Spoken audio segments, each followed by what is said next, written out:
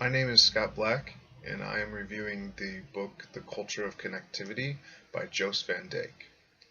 Van Dijck is a professor of comparative studies and the former dean of humanities at the University of Amsterdam. She has written several books on new media and digital studies. The Culture of Connectivity is her most recent book, written in 2013. In The Culture of Connectivity, Van Dijck looks to technical, economic, cultural, historical, and social perspectives to reveal how social media has made an impression on the quickly evolving connectedness of sociality. Van Dijck examines the rapid rise of connective media by exploring the techno-cultural constructs and the socio-economic structures of Facebook, Twitter, Flickr, YouTube, and Wikipedia. She pulls back the curtain on these 5 popular social media platforms and takes a scrutinizing look into what it is that makes these companies successful and how they provide social affordances for users while at the same time manipulating user data for the company's gain. Throughout the book, Van Dijck weaves in the narrative of an average middle-class family of 4 who are all involved in social media in some form. She does this to show that social media affects everyone from teens to adults in various different ways, and later shows that trying to opt out of social media proves to be problematic. In order to disassemble the different aspects of social media platforms, Van Dijck uses the methodologies of actor network theory, ANT, and political economy.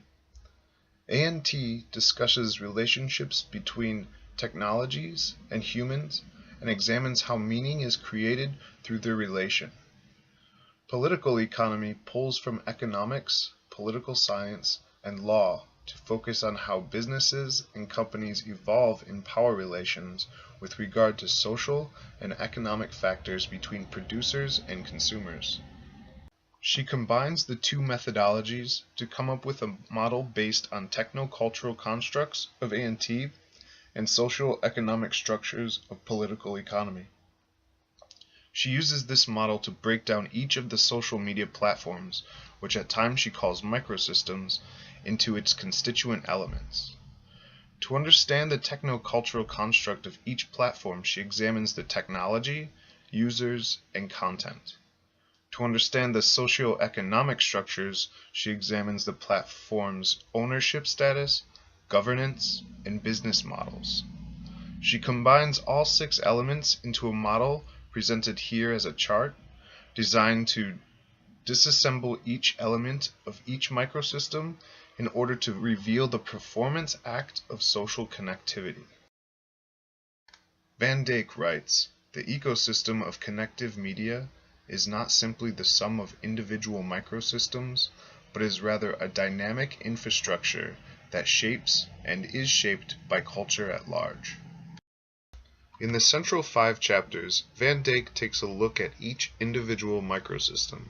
Her focus is on the language each uses to create a relationship to the user and how this language affects the user's relationship with the platform. For example, in Chapter 3, Facebook and the Imperative of Sharing, Van Dijck discusses how sharing allows for a sense of connectedness in which users can share information with other users, allowing for connectivity. But users' shared information is also shared with third parties who collect data, often unknown by the user. Another example of the change in the meaning of language comes in the different ways connectivity is thought of by users and by a company. Van Dijck writes, quote, "Under the guise of connectedness, Google and Facebook produce a precious resource, connectivity. Even though the term connectivity originated in technology, where it denotes computer transmissions, in the context of social media, it quickly assumed the connotation of users accumulating social capital, while in fact this term increasingly referred to owners amassing economic capital." End quote. The change in meaning makes rhetorical moves as to how users see themselves creating identities and relationships on the internet and how companies persuade users to use their platform.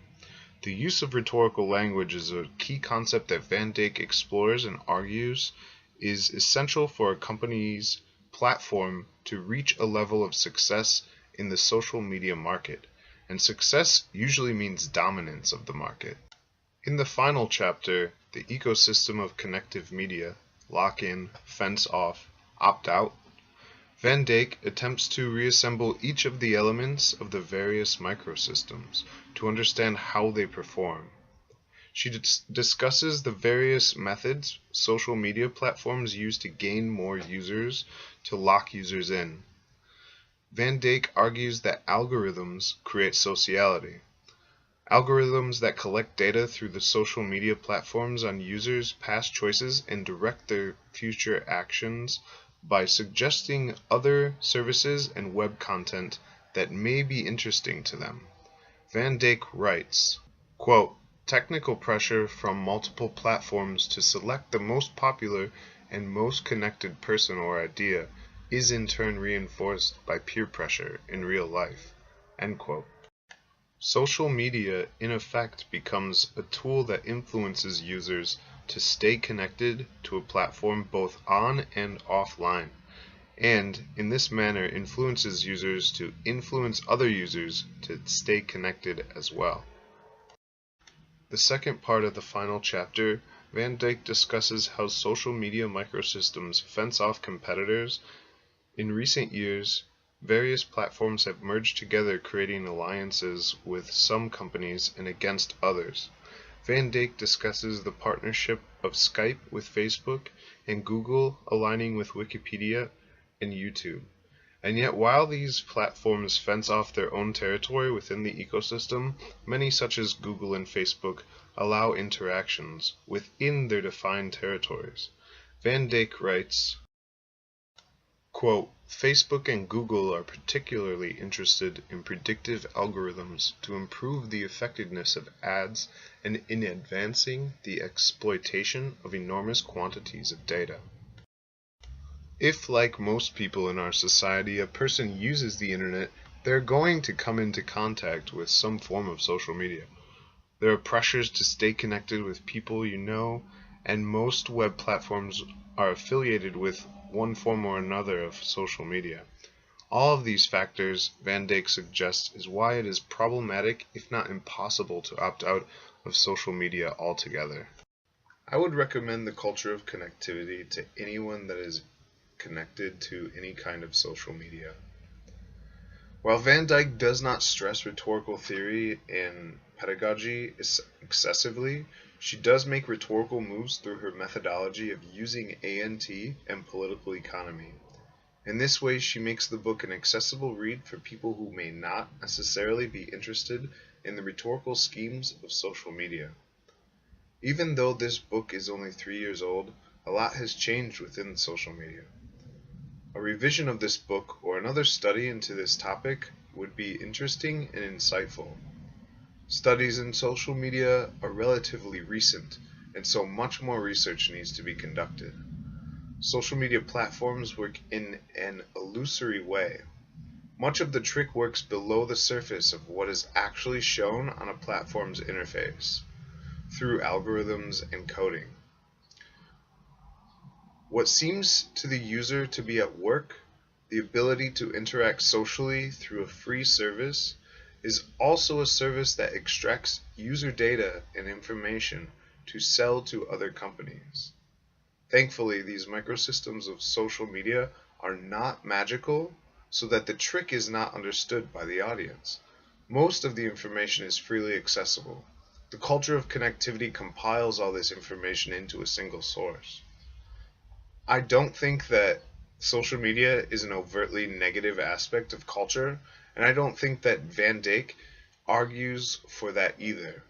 Rather, it is important to be aware of what social media does, how it works, and how that affects the users. Van Dijck shows that language, meaning making, and meaning reformation are key to understanding how social media platforms gain power within the ecosystem of connectivity.